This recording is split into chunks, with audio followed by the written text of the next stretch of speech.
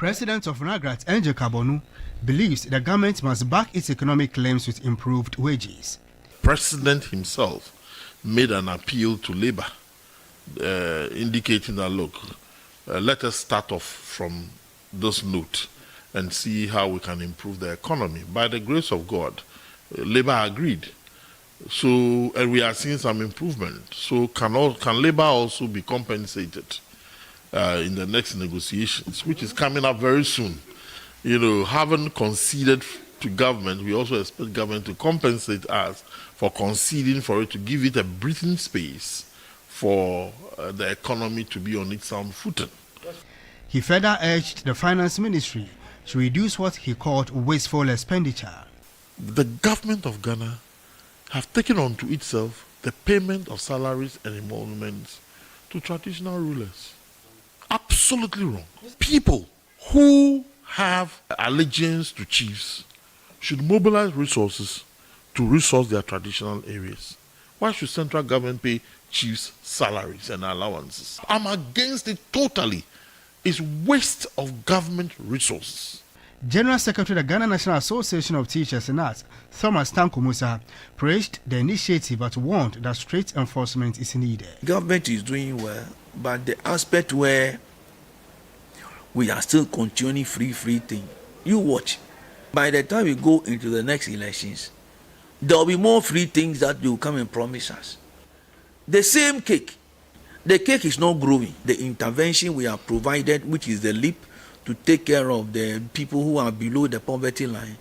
He also urged the finance ministry to keep a close eye on spending in order to preserve the country's macroeconomic gains. I'm even surprised that people are worried that the dollar is going down. Why? These are enemies of progress. Now, you see, let us put policies in place such that we can make it difficult for people to hold on to dollars.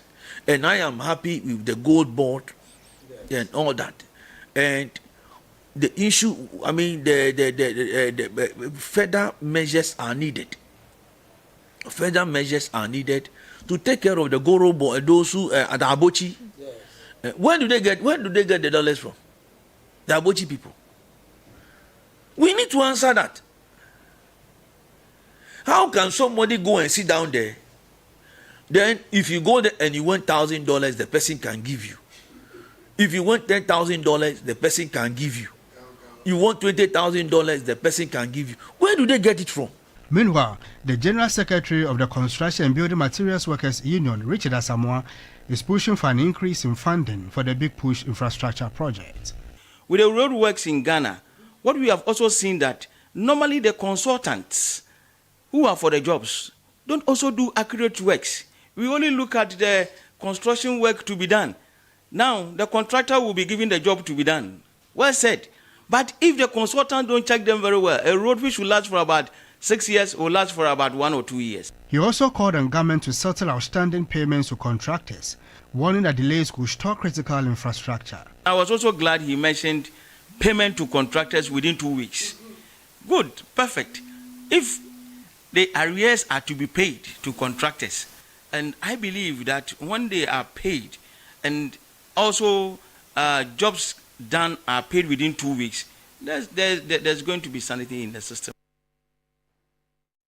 Now, away from organized labor, Ghana has secured critical vaccines for immunization after the country paid some $24 million to the National Vaccine Institute. The development comes at a crucial time as the Ghana Health Service readies itself to immunize young girls against the HPV virus. Speaking to TV3, PRO of the Health Ministry, Tony Goodman, stressed ongoing efforts by the country to manufacture its own vaccines.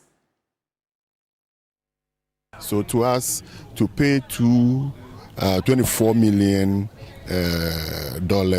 to actually get these vaccines, which we're not getting from 2022, it's a good news to the people of this country and the children. You may be aware also that in September, we're going to begin vaccination of girls between the ages of 9 and 14 against HPVs. This is also good news. We're going to launch that in September and make sure that our children receive these vaccines. After February, this is going to be one of the vaccines we'll be giving children. Immediately you attain the age of 9, you're going to be receiving these vaccines to prevent our women from getting the cervical cancer and the rest. But you don't just put up a building and say you are done. You need to try and poach companies. It's a capital intensive venture. It is not difficult to just say that I have put up this, I've put up institution, and then that is all. It takes a lot of effort to get people to buy into the dream, and that is what is currently happening. This conference is going to bring people from industry, from the banking industry and other industries, meet with the various pharmaceutical companies that are ready to produce this vaccine and see how best they can invest into this vaccine production locally. Thank you, my brother. Over 260 out of a total of 296 communities, representing 88% of the communities in the Solar Tuna Kalba district of the Savannah region, do not have access to electricity connectivity. What's even more shocking is that rural electrification projects awarded since 2015 in most of these communities have stalled, leaving the residents in a rather worse situation. The situation, coupled with other challenges, is affecting development in the area. My colleague Christopher Amwako spent some time in the district, and he is joining us via Zoom for a conversation on the back of this. Chris, many thanks for your time as usual. We are in the 21st century, and knowing that there's no electricity penetration in such an area should be very disturbing. How is it affecting livelihoods of the people? Yes, so Godwin, I must say that the situation is actually a very difficult one for the people living around the Solar Tuna Kalba enclave because out of the 296 communities in the district, only 35 are connected to the national grid. And so the remaining communities are unable to, first of all, undertake most of their social activities.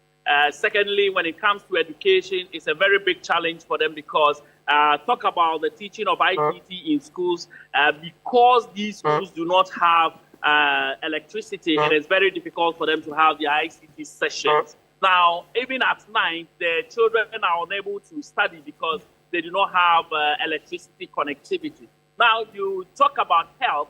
Most of the CHIPS compounds and other health facilities in these affected communities, the nurses do not want to accept postings to these areas because when they go, they will not have access to electricity connectivity, and other economic activities are not. They are not able to undertake them because of the lack of electricity connectivity in this area. So, Godwin, I must say that it's actually having a toll on the livelihoods of the people, and all they ask for is for government to ensure that the communities are connected. The issue is that there is projects are ongoing in most of these communities, but unfortunately, work on these projects have stalled. Some of the residents have actually been expressing their displeasure on the stalled work on some of these projects. Let's take a listen to what they've been saying.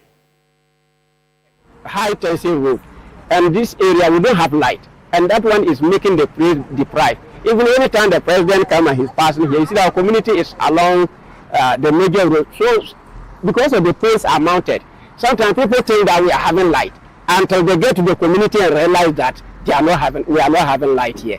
But anytime a vehicle spoils here, sometimes they even bring a phone, charge my phone. You tell them no light, they'll be surprised. From Sitiapo, Gambé, Separi, Pengri, number 2, that area all. We are still waiting. So I'm appealing to stakeholders. If they can come to our aid, quickly remove the material to the contractor to come to the area to solve the problem so that we'll be happy. For now, it was the NDC government, they started in 2015. So when they lost power, NPP came, the 8 years were thinking that things will work. And after now, nothing. So we are appealing to the sitting government now because they started the project. Now that they are in power, we don't want the project to delay again. We are appealing to them. We are begging. You can see the area is a vast area, and that one is hindering economic activities here. If we get we even have teachers here. Sometimes when they come, they don't want to stay. They have to move to Tona. They have to go far away. Somebody even there's a teacher who is even saying Akolomasa. All aware that any community that there is no electricity, there are a lot of things that the community members go through.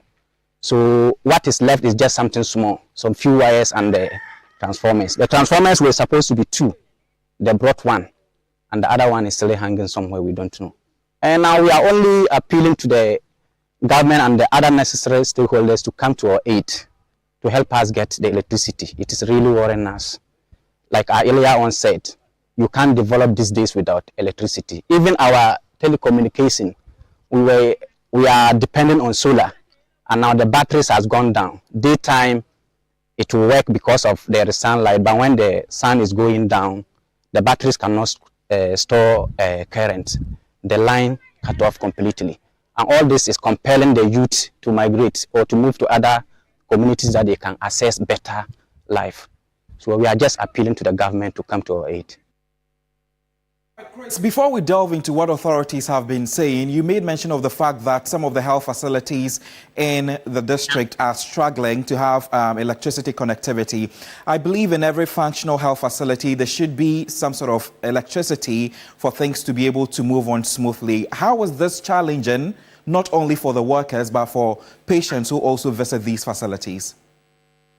Yes, so Godwin, I witnessed an instance where a woman in labor came to one of the facilities at Soma, a community in the district, and it was very serious. We have to actually put on our phone lights for the midwife in charge of that particular chief's compound to deliver the woman of the baby. And so it is a very serious issue. But authorities in the Sola-Tuna-Kalba district talk about the district chief executive has also been giving some assurances that having assumed office, he's taking inventory of all stalled electrification projects in the Sola-Tuna-Kalba district. He's also been discussing this with the member of parliament for the area, who has asked questions on the floor of parliament regarding this stalled projects for the past 8 years. And so they have submitted the list of these communities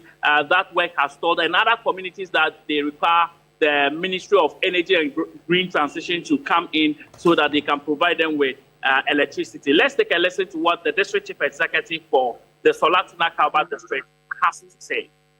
Tuna-Kalba is one of the deprived districts in the Savannah region. In fact, in terms of rural electrification, what I can say is that in northern Ghana, rural electrification penetration is about 45%.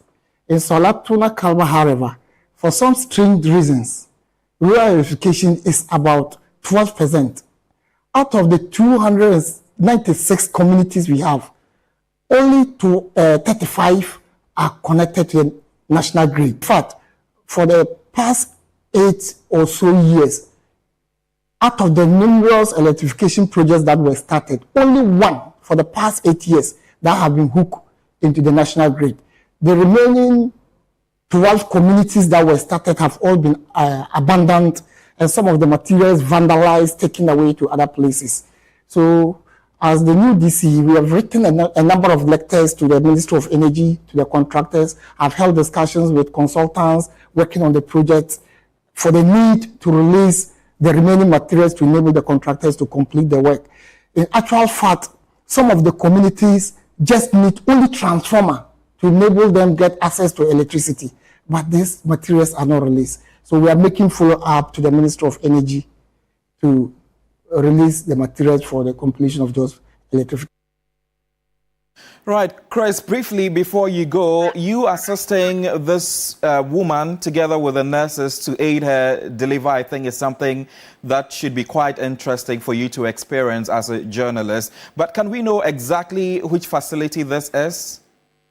Okay, so that is the Soma Chiefs compound in the Sola-Tuna-Kalba district. And Godwin, interestingly, they have solar connectivity. Unfortunately, over time, the batteries are weak, and so the solar is unable to power the facility again. So at night, it is very, very difficult for them to render services. Now, when vaccines are even sent to them, they do not have a place to store these vaccines. Now, just around the health chiefs compound, there is an uncompleted project which was supposed, bigger one, which was supposed to take care of that. Now, that community is the community that needs just a transformer for the power to be connected for them to also enjoy electricity connectivity. But how's the mother and the newborn baby?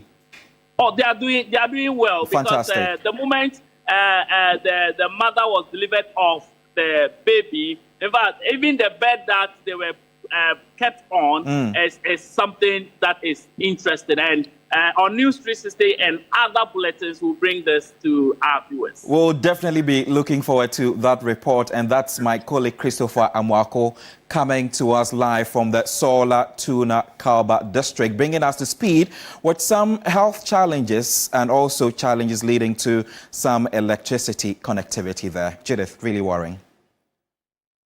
Absolutely worrying, but we're going to do more stories because the OT Regional House of Chiefs is calling for urgent national security intervention in the Nkwanta South municipality following recent clashes that have led to the deaths of civilians. Now, in the final lap of President John Mahama's thank you tour of the OT region, President of the OT Regional House of Chiefs, Nana Soglo Alo IV, appealed for the establishment of a permanent military base in either Dambai or Nkwanta to strengthen security and ensure a swift response to threats.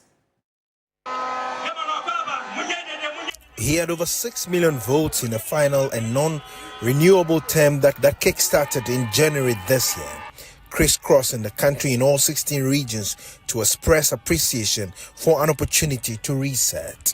In the OT regional capital, Dambai, where he did his final thank you tour, the chiefs expressed gratitude over steps currently being taken by the president to bring development to the newly created region. Topmost on their priority is lasting peace in Nkwanta South that has claimed lives. The area has witnessed the shooting of 2 Konkomba youths by unknown assailants with escalated tension despite the imposition of curfew. We urgently need the attention of the national security to tackle these conflicts before they take different dimensions.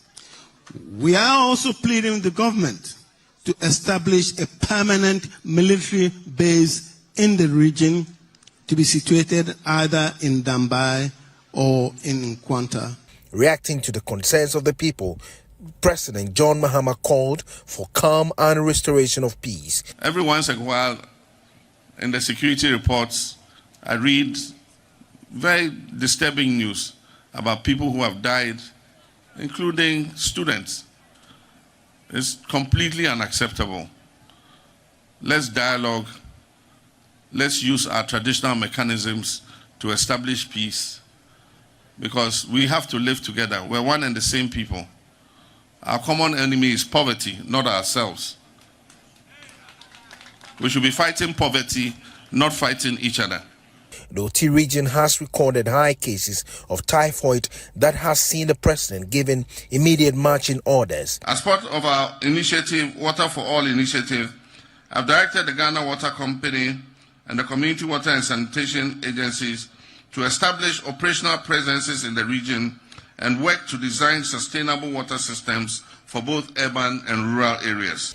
He also assured that sod will soon be cut for the construction of a bridge over the River Oti, while roads in all constituencies of the region will be prioritized.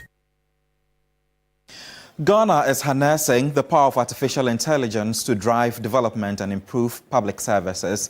In a bold move, the government says it will incorporate AI strategies and plans developed from its 3-day AI boot camp into the key performance indicators of every minister. Judith Brown reports. The Ministry of Communications, Digital Technology and Innovations is taking a significant step towards making Ghana a leader in artificial intelligence adoption in Africa. The 3-day AI bootcamp for stakeholders in the public sector is to train them with digital skills to advance AI-enabled public services.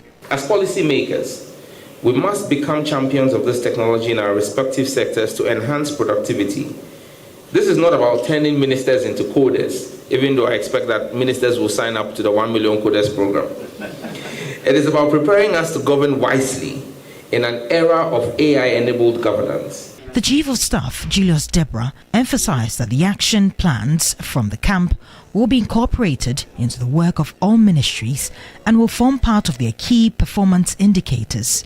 As a listening and responsive government committed to addressing the multifaceted challenges facing the Ghanaian economy, the government of Ghana, through the Ministry of Communication, Digitalization, has taken proactive steps to develop a national artificial intelligence strategy, which is currently being finalized.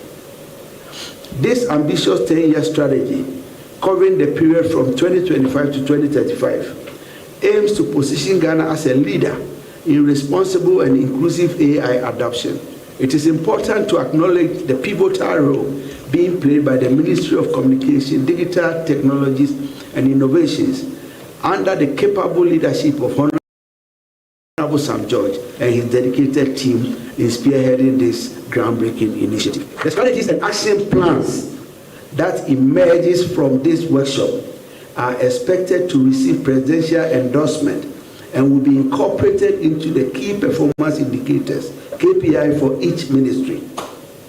What it means is that if you are a minister and you don't sit up, you probably could lose your job. We're going to be developing real-world use cases for every ministry, and that's now going to become the KPI that the Chief of Staff spoke. So if, for example, we want to do a health intelligence center that will allow for us to use analytics on data generated in hospitals to be able to check health trends and communicable disease trends, that becomes a KPI for the Ministry of Health. The United Nations Development Programme, UNDP Ghana resident representative Yiloi Banerjee, believes this initiative will be a significant boost to the Ghanaian economy. In every which way, this is an important move that our public services, our ministers, our leaders in government, head of the AI game, they know how to harness it, make constructive use of it, and obviously make the big boosts to the Ghanaian economy that we need. But also that we are conscious of not leaving anyone behind, that everyone gets to ride on the train and it's not exclusive. The boot camp will equip stakeholders with the digital skills they need to harness the power of AI in the public sector. Judith Brown, TV3 News. Now, for many Gen Zers, the traditional 8 to 5 is out and the freedom, flexibility and fulfillment are in. This generation has turned into internet not just for entertainment, but as a gateway to income and independence. Elsie Ado takes a closer look at this new career path. Gone are the days when the ultimate dream was a 9-to-5 office job. Today, a growing number of young people are ditching the traditional path for tripods, ring lights, and content calendars. But what is driving this massive shift? And how is it reshaping the economy? The opportunity that, I've gotten through content creation, it has been phenomenal. I mean, I've been invited to speak at side events at the United Nations. Through my content creation, I've traveled. I was at the Olympics in Paris. And I'm sure all these opportunities and the people I'm meeting, and, by God's grace, the money we are making now, if I should be in the traditional space of career, I wouldn't be able to do it, Globally, the creator economy is worth over $250 billion, and it is growing fast. Locally, Ghanaian creators are landing international deals, generating income through digital products, and even employing others, though it is not as stable as an 8 to 5. Those careers are more quote-unquote reliable because at the end of the month, you know that you're making this amount, you can budget, you can plan, but with respect to content creation, especially in Ghana, you pretty much don't know when your next check is coming. You don't know when your brand will reach out, you don't know when the agency will reach out, and sometimes money delays is the case for most content creators. You would sign a contract and everything, but your money will delay. The shift to short-form content on TikTok and Instagram has revolutionized digital marketing strategies, pushing brands to prioritize snackable, visually engaging, and algorithm-friendly videos to quickly capture attention and drive conversations. Key things that you often hear people say in digital marketing is that content is king. So what people are doing is turning to short-form content like the TikTok and stuff, which is not too long, but it's punchy within a short, a period, whether 30 seconds or whatever, you're able to communicate your message. That's what people are consuming a lot more. And brands are finding it a good channel to promote their products and services. But the big question is, why are Gen Zs choosing content creation? Freedom, creative expression, unlimited potential, no boss and no corner cubicle. The thing about the Gen Z is they are looking for growth. To the Gen Z, when it comes to their career, is that for them flexibility is non-negotiable. They are looking for the flexibility to do what they want to do or what they have to do, when they should do it and where they should do it. So a Gen Z working in an organization, assuming you find one of them in a 9 or 8 to 5 job, and you say, I want A, B, C, D done. They want you to leave them to do it. You want it done, I will do it for you. They also, in terms of their career aspiration, they are into diversity and equity. They value commitment and justice, social justice. And so if they are working in any particular place, they expect that the workplace would reflect these values. But the move is not without challenges. Income instability, lack of job security, among others. Yet, for this generation, the trade-off is worth it. I would advise any aspiring content creator to think about what they want to do, because, to be honest, it's not easy. It's a full-time job. I know some creators who shoot themselves, edit themselves, do the management aspects themselves, they reply DMs themselves. It's a lot. If you want to enjoy your money by yourself, it's a lot. And if you have a crew with you, you are paying them as you go. So before you quit your 9 to 5, make sure you have a plan. And if you can, what I would advise people who want to start content creation or are thinking about it, if you can, do your 9 to 5 and on weekends you bulk produce. Whether it starts as a side hustle or a full-time leap, Gen Z is proving that success doesn't require a suit. Maybe this could be an option soon, just maybe. The Ghana Tertiary Education Commission, GTEC, has indicated it would soon move to prosecute individuals and institutions using their uncredited titles, including professors and doctors. Director General of GTEC, Professor Abdullahi Ahmed Jinapo, said after naming and shaming individuals for using and earned titles, the practice persists, hence the decision to challenge the individuals in court. Professor Jinapo addressed journalists in Accra. Professorship is an earned rank. Honorary professor titles conferred by foreign bodies without legitimate academic standard are not recognized in Ghana by the Commission. In fact, for us, we don't recognize honorary professor at all. We don't. Misuse of academic titles such as doctor, professor, chartered constitutes an offense under the law. Penalties for violations include fines up to 250 penalty units, imprisonment for up to a year or both. The canker has festered for a very long time. People have gotten away with it, and GTEC even tried to more or less raise the awareness of the general public that this is wrong in itself, is problematic. So as you could see, we started with issuing the warning. We issued another reminder. We are engaging in name and shame. If it doesn't work, we will prosecute 1 or 2 people to serve as deterrent to the general public. Now let's do some more stories. Kawa, not her real name, bravely recounts her distressing experience of being targeted by her teacher. In Godwin Asidibe's latest investigation, Stolen Innocence, she reveals how she was pressured by the teacher to share her nude photos with him. Here's her story.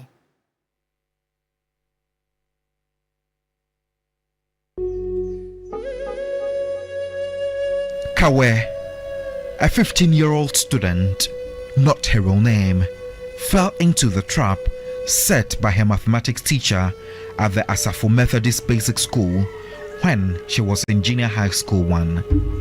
The teacher, in his 40s, had been making inappropriate advances toward her.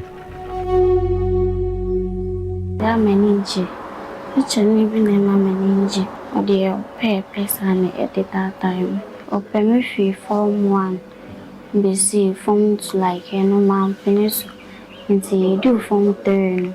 No go so mommy attention like now me pay.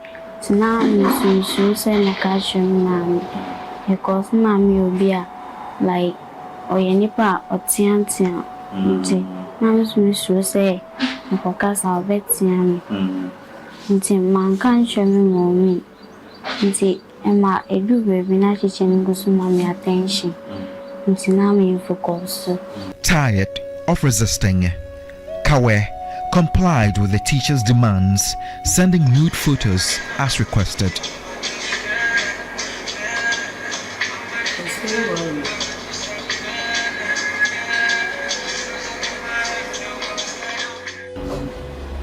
Forcing to say me like me Jamie naked but I'm so that being to me not forcing me or not draw my attention.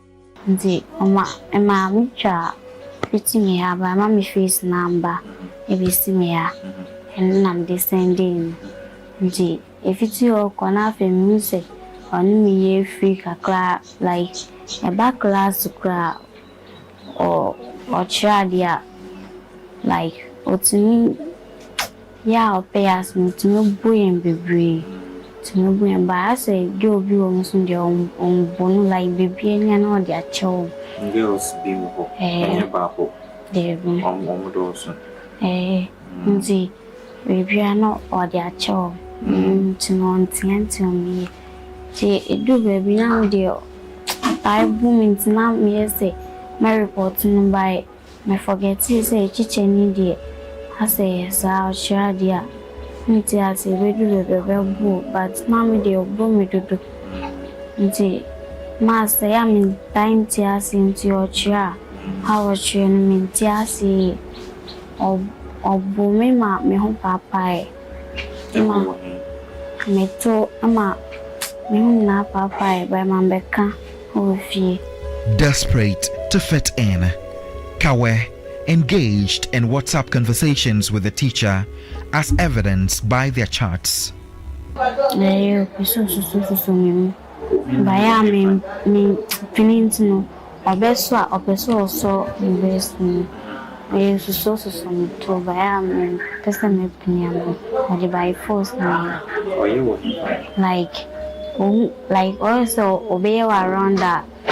Or you uncle for to say when you think to know a young of our dream for Susan or Yen. But I mean, say I'm a catch say Eric. Oh, me, Ama, Mensa, Kitsoria, whom ye. Guess ye, by my fancy, mammy. Mammy soon, and Mammy Sunny, whom ye. Beffia, like none to me, tea. Oh, wow, it's me. Yes, it pushing me that time as in the ground. Don't pushing me say like miracles man June to know other seeing your yen. See, and I'm teaching me about a friend say Eric say like your friend, my member or friend say also mamma come my member.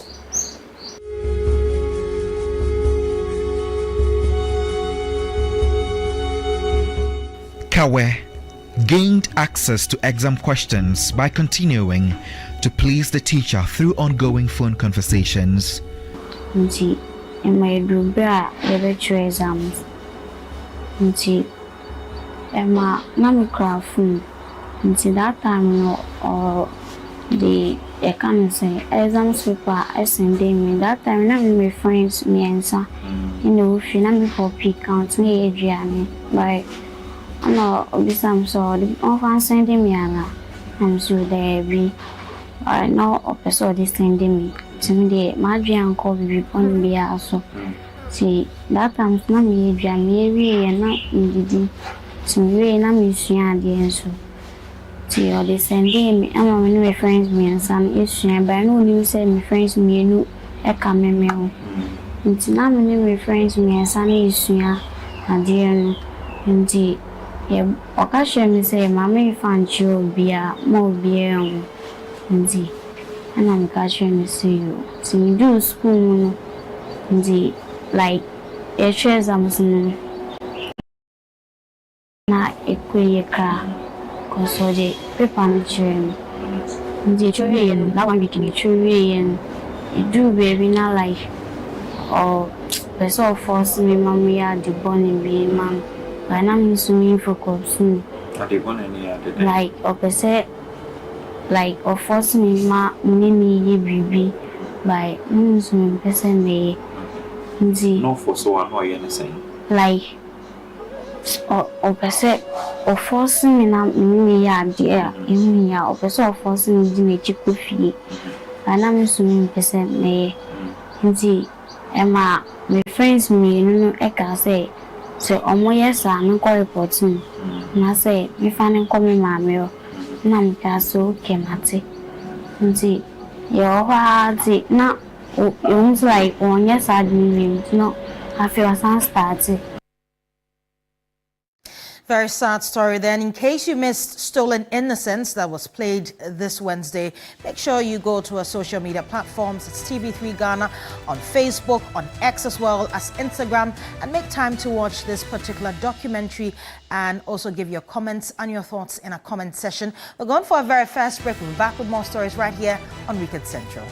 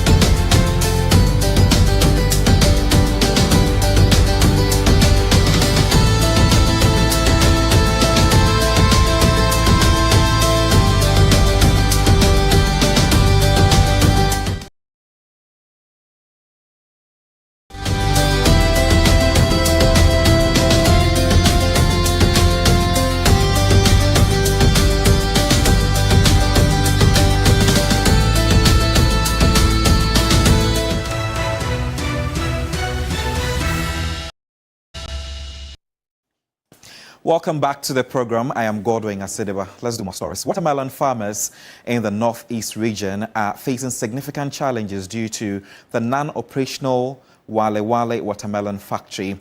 The factory was commissioned last November 2024 by former Vice President Dr. Mahmoud Baumia, prompting substantial investment in watermelon production. Solomon Kwame Kanaluwe reports that the factory's subsequent inactivity has left farmers frustrated and facing potential financial losses. The promise of a local processing plant led many farmers to invest heavily in watermelon cultivation, anticipating a ready market for their produce. However, the factory has yet to begin operations, leaving farmers with unsold crops and mounting financial losses.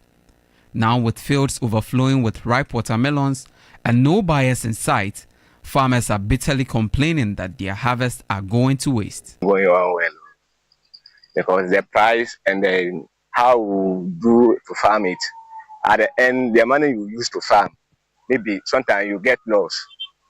Even the profit crowd will not be enough, because you farm it, it will grow well, do well, but how to get buyers to come and do what? Buy it is a problem. The farmers lament the lack of storage facilities, watching helplessly as their produce rots under the sun, turning potential profit into devastating loss. We do every work here. We rent cars to go and buy and come and sell.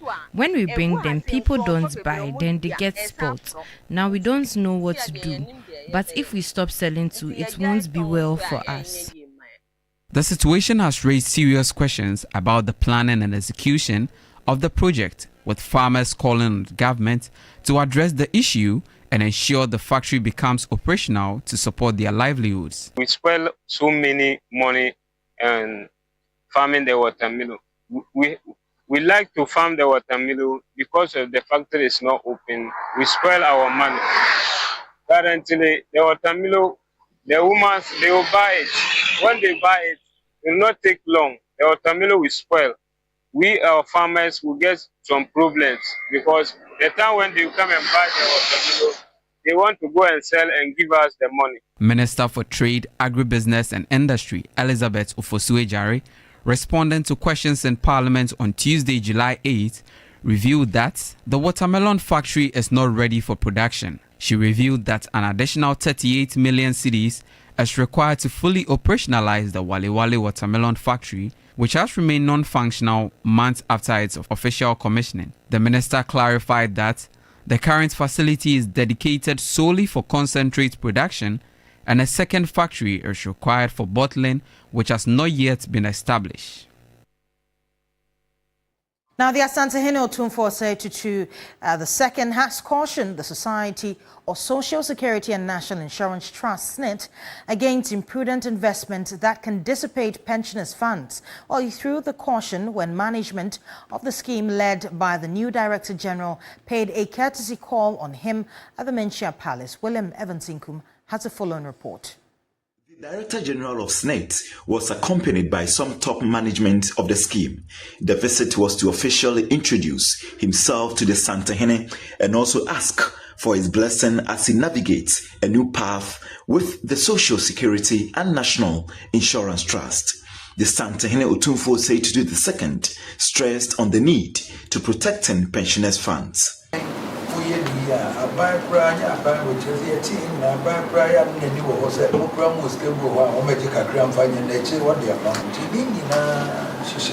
has been a standard practice that sometimes governments even seek financial support from you. You can only do this with prudent management. The reason you need to invest wisely so you can sustain and live your mandate. Later, at a stakeholders engagement, the Director General announced plans to ensure that no pensioner under the scheme receives less than $2 per day, which is below the World Bank threshold for extreme poverty. Sometimes I take a look at the people on the pension roll. I do have a couple of them who are below this, and I've asked myself, how do we improve our collections? How do we improve compliance? How do we improve returns on our investment? How do we ensure that we are effective in our cost to serve so that we reduce our cost of operation such that we will get to the stage where we can lift the least paid pensioner off that poverty bracket. Now, the CEO of Gratis Foundation, Dr. Isaac Debesa, has outlined plans that his outfit is putting in place to meet the demands of the 24-hour economy. He cited their mandate and the allocation of 31 solution centers across the country to help the effective and running of machineries to improve productivity. Now, over to Belinda Tete, who has been engaging with Dr. Isaac. She's going to give us more details on that. Belinda, good afternoon to you. Now, what are some of the plans he outlined in realizing the smooth running of the 24-hour economy? Right.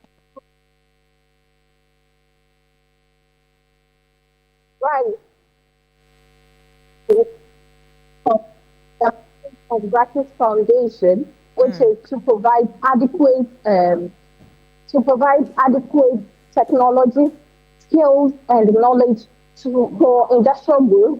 The Gratis Foundation has, as part of the inception of the 24-hour economy, has given their plans that is underway to make sure to ensure the smooth running of the 24-hour economy. And with he tells me that they have allocated some 31 technology solution centers across various regions in the country. And also with the fact that they have branches across all 16 regions in the country, it places them at a very strategic position to be able to offer their services 24 hours in a day and 7 days in a week. Now, with that being said, do they have any expectations from business owners? Right, yes, of course. And with the fact that he tells me they are almost being certified with the ISA certification. So if they finally get the ISA certification, it places them on a very standard location to be able to put their product on the international market. That means they are going to be producing standardized machinery and technology. So then he is expecting cooperation, a total cooperation of business owners, so they can give out standard technology and machinery for their operation, and also to put an end to the importation of these machineries that are being used for productivity to help boost productivity in the country. Right, many thanks for your time. Belinda Tete is our correspondent. But first, let's listen to the Gratis Foundation, a sound from there. Gratis has a lot of role to play in this regard.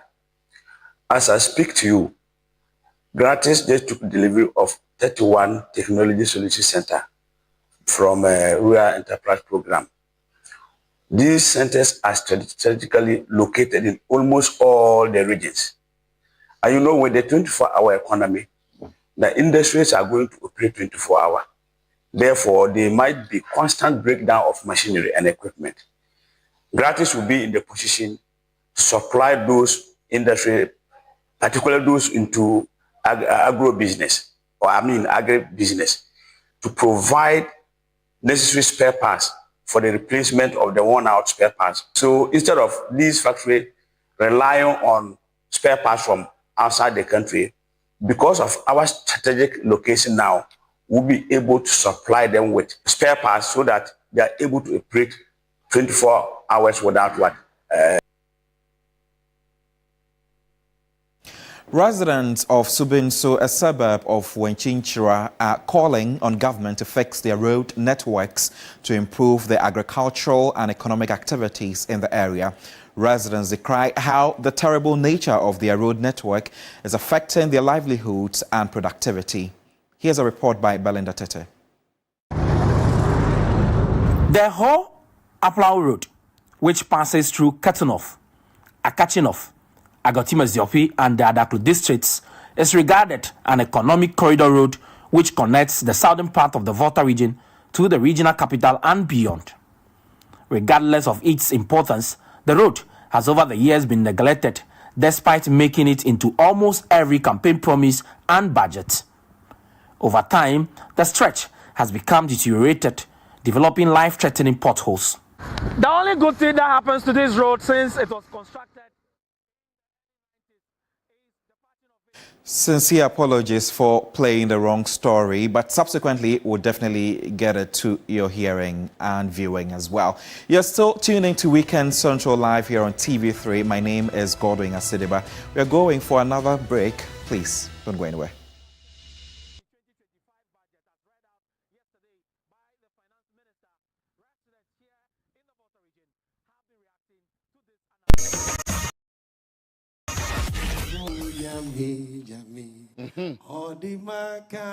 My name is in Premier, representing the Uwala.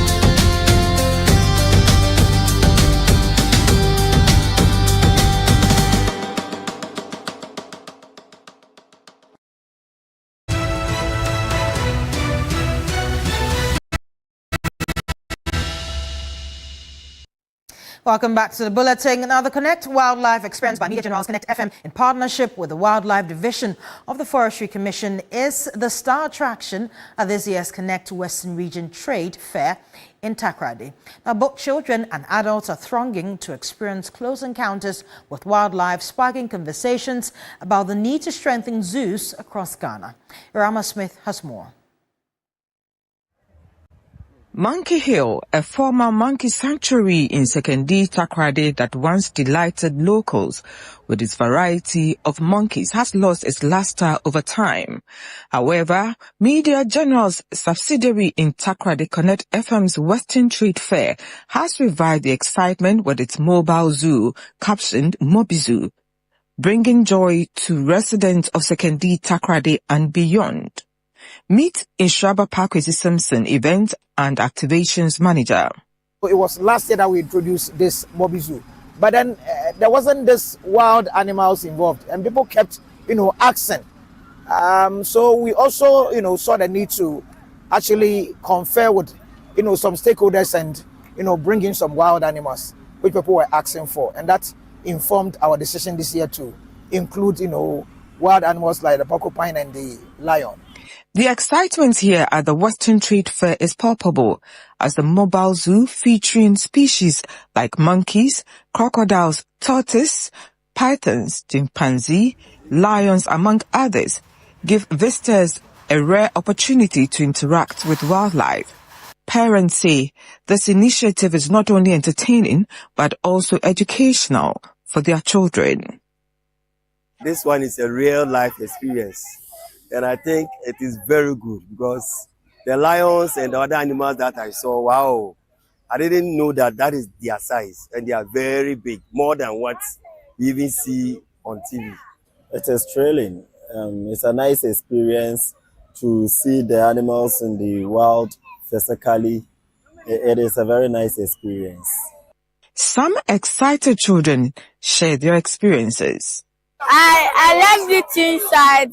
I saw a real lion, but I was a little bit scared because people were touching me and I thought it was the animals.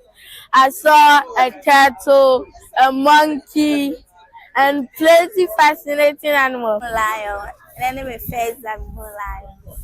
The Samsung tortoise, big one. It is amazing. I am expecting everyone to come and watch. While the mobile zoo delights visitors, experts note that Ghana's existing zoos struggle with underfunding and outdated facilities. Conservationists believe investing in these spaces would boost education, tourism, and wildlife conservation. We are using it to create awareness for people of the Western region and even across the country, how important wildlife it is to us. We're using it to create awareness for ecotourism promotion, conservation education, how we should protect our environment. Visitors to the Mobi Zoo are calling on the authorities to strengthen Ghana's zoos and step up wildlife conservation efforts. Our reserves, forest reserves, and then the others, I think we should do something about it so that we can protect these animals, so that those who want to use them for research and for learning and for tourism like what we are doing now, we can also have access to some of these animals. To strengthen our zoo, since this is also another means for tourism, we should strengthen it, add more animals if possible, import more animals so that it will boost the tourism and also serve as a form of recreation for the people as well. As a mobile zoo captivates audiences, a larger question looms. Will Ghana prioritize wildlife conservation and revitalize its zoos? Meanwhile, families are seizing this rare opportunity at the Western Trade Fair, running from July 26 to August 4, 2025, to shop and also be educated. Irama Smith, TV3 News. We'll definitely be waiting this evening to watch Christopher's report from the Solar Tuna Kalba district on challenges around electricity connectivity. It's actually airing tomorrow. Yeah. I beg your pardon. So that's our wrap-up bulletin. My name is Judith Brown. I'm doing this with. My name is Godwin Asidiba. Stolen Innocence is still across all our social media platforms. Do go there, watch it, and leave your comments as well. We'll see you tomorrow. Bye. Bye-bye.